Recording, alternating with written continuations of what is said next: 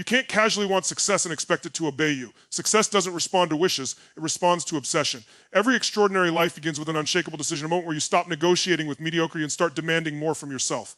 The people who rise, who dominate, who build legacies, they're not more talented, they're more possessed by the vision of what they want. When you're obsessed with success, it consumes your excuses. It becomes your fuel when motivation runs out, your focus when the world tries to distract you. Most people flirt with success. They date it on weekends. They talk about it when it's convenient.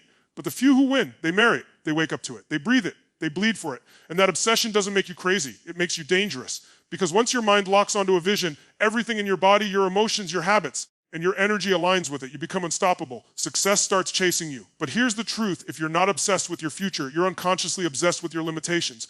So it's time to flip that obsession. It's time to ignite that fire and never let it go. Desire is where it all begins, but desire alone changes nothing. You can want something with every thought in your head, but until that desire catches fire in your heart, it stays a fantasy. Most people wish for success like it's a lottery ticket. They hope it will come. They dream it will show up. They talk about it, but they never ignite it.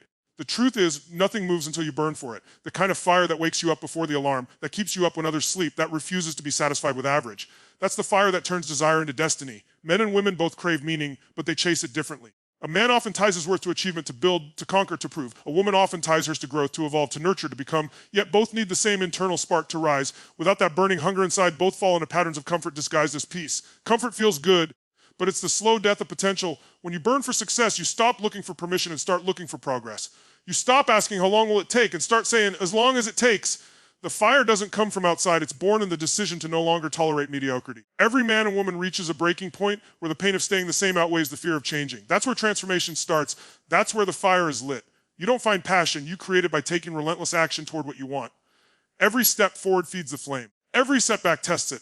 Every victory strengthens it. The stronger the fire, the less room there is for doubt. Most people think obsession is unhealthy, but the truth is, it's the only way to escape average. The world rewards the obsessed, the ones who study their craft like their life depends on it. The ones who fall, bleed, and still move. Success doesn't respond to the interested, it bows to the committed. When you burn for it, you stop blaming circumstances, the economy, your past, or anyone else. You realize the only thing between where you are and where you want to be is how deeply you're willing to burn. That fire must be protected like oxygen. Negative people, wasted time, and fear, all of it suffocates the flame if you let it.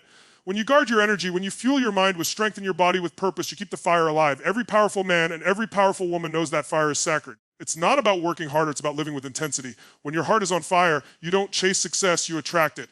The universe starts to bend in your direction because you've stopped whispering your goals and started living them out loud.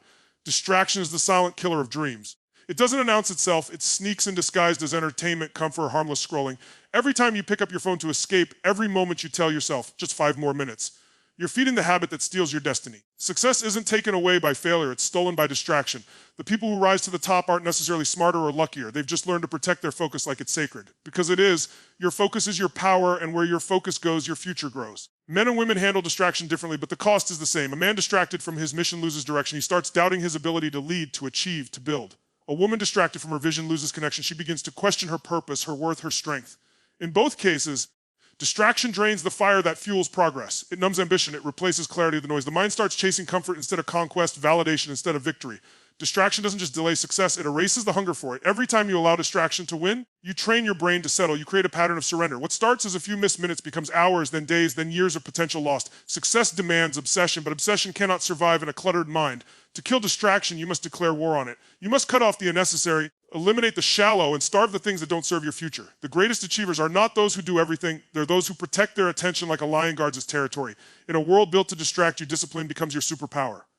Every notification, every comparison, every dopamine hit from meaningless content is designed to pull you away from what matters most. Men fall into the trap of chasing quick wins, temporary highs, or external validation to feel significant. Women often fall into the trap of overextending, pleasing others, or comparing their progress to someone else's highlight reel. Both lose sight of their unique path when they let distraction drive. The moment you reclaim control of your focus, you take back control of your life. You can't create something extraordinary while your attention is divided between everything ordinary. The brain cannot chase greatness and gratification at the same time. Every distraction you feed is a dream you delay. When you choose focus, you choose freedom, the freedom to build, to grow, to master your craft. Every powerful man and every empowered woman knows that focus is not natural, it's trained. It's forged in the moments when you say no to what feels good now so you can say yes to what feels right later.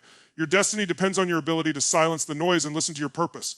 Obsession is misunderstood by most people because they see it as insanity, when in truth it's the highest form of focus. The world labels obsessed people as too intense, too extreme, or too much, but those are the same people who end up watching others live the life they once dreamed of. Obsession is not madness, it's mastery in motion. It's the moment when desire evolves into discipline, when your purpose consumes your excuses, and when your vision becomes the only thing that feels real. Greatness has never come from balance. It's born from a relentless devotion to something bigger than comfort. Men and women experience obsession differently, but both need it to achieve anything extraordinary. A man's obsession often comes through challenge and conquest, the need to prove, to build, to dominate his potential. A woman's obsession often flows through creation and transformation, the need to nurture her growth, to evolve beyond limits, to express her power and form and purpose. Yet the psychology behind both is the same. When the mission becomes personal, every ounce of energy aligns behind it. That's when the ordinary disappears and a new identity begins to form, one that refuses to settle, one that lives and breathes excellence. Obsession is the bridge between average and unstoppable. It's what separates those who talk from those who execute. Most people flirt with their goals, they touch them, they test them, but they never commit. The obsessed don't need motivation. They move through discipline, repetition, and passion that doesn't fade when it's inconvenient. They build habits around their purpose until the process becomes part of who they are.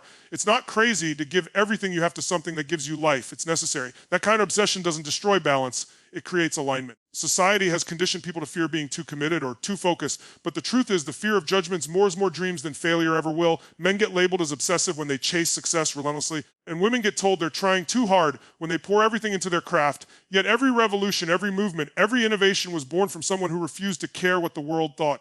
The ones who break through understand that obsession isn't about being consumed by success, it's about being possessed by purpose. When you live with that kind of fire, mediocrity becomes unbearable. True obsession sharpens you. It forces you to grow stronger, to think deeper, to refine your craft until it reflects mastery. It doesn't make you lose yourself. It helps you find the most powerful version of yourself. When a man channels his obsession into his mission, he becomes grounded, certain, unshakable.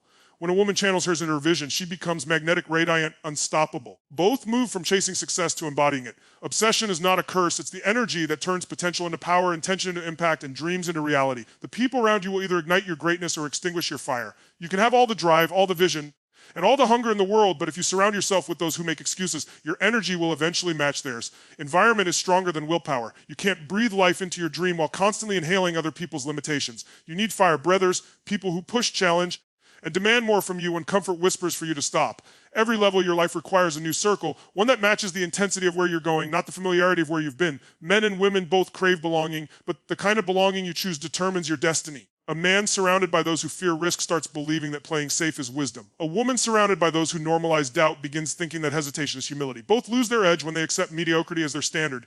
You become what you tolerate. And if you tolerate people who make excuses for why they can't, you start building excuses for why you won't. The energy you absorb from your environment will either sharpen your purpose or dull it to silence. Fire breathers don't let you hide from your potential. They won't nod while you complain or agree with your fears. They'll call you out and pull you up. They don't feed your comfort. They feed your courage. They remind you of who you said you want to become when you were inspired, not who you settle for when you're tired. Being around that kind of energy is not always comfortable, but it's necessary. Growth never happens in rooms that feel safe. It happens around people who demand your best. Excuse makers drain your spirit because they speak the language of limitation. They rationalize their failures instead of learning from them. They defend their fears instead of challenging them. They'll tell you to slow down, be realistic, or take it easy because your ambition exposes their inaction. Both men and women must learn this truth. You cannot expect elevation from those who are committed to staying grounded. You have to protect your fire by choosing to walk with those who burn just as bright or brighter. Every powerful transformation begins when you change your proximity. You don't grow when you're surrounded by people who make you feel comfortable. You grow when you're surrounded by people who make you feel accountable. Fire breathers challenge your excuses until they become extinct. They remind you that your vision deserves protection, that your dreams deserve an atmosphere of belief, and that your standards must never be negotiable. The more you align yourself with people who live with passion, the more your own fire expands. Surround yourself with those who make you rise, not those who make you rest. Becoming the standard others can't keep up with begins the moment you stop competing with people and start competing with your potential. Most people are chasing someone else's pace, comparing progress, measuring success through the lens of others, and wondering why they never feel fulfilled. True power is born when you set a standard so high that it demands your full evolution every single day. The goal isn't to be better than them, it's to be unrecognizable compared to you were yesterday. When you decide that excellence is your baseline, everything in your life rises to meet it. Men and women both crave significance, but how they chase it often differs. A man strives to prove his strength through achievement, to show the world his capability and dominance. A woman strives to express her strength through growth, through emotional intelligence, through depth and transformation. Yet both are driven by the same core need, to feel like they are becoming someone they respect. The moment you become your own competition, the game changes. You no longer settle for applause or attention, you start living for alignment. The standard you live by becomes your identity, and the identity you embody shapes your destiny. Setting the standard means refusing to lower your energy to fit the comfort of others. The world is full of people who will tell you to slow down, calm down or take it easy, not because they care about your well-being, but because your intensity exposes their complacency. When you raise your standard, you automatically raise your vibration, and the right people begin to match your rhythm while the wrong ones fall away. It's not arrogance to aim higher. It's self-respect. You cannot lead with power if you live with excuses. The ones who thrive don't chase validation. They live in a way that demands respect. The mind always finds ways to justify comfort, but greatness begins where comfort ends. Becoming the standard means doing what others won't for as long as it takes without needing recognition for it. It's waking up earlier, staying disciplined when no one's watching, and holding yourself accountable when it would be easier to blame something else. Men who live by high standards earn respect because their word means something. Women who live by high standards earn influence because their actions inspire belief. Together, they redefine what's possible for everyone around them. The standard you set becomes the silent permission others feel to rise. You don't have to tell people what to do. They feel your energy, your consistency, your focus. That's leadership. The moment you decide to live with that level of certainty, mediocrity no longer interests you. You stop asking what's acceptable and start asking what's exceptional. You begin to operate from a place of power, not pressure. When your actions, your habits, and your mindset align with your vision, you become the standard others can't keep up with, not because they can't, because you refuse to stop growing.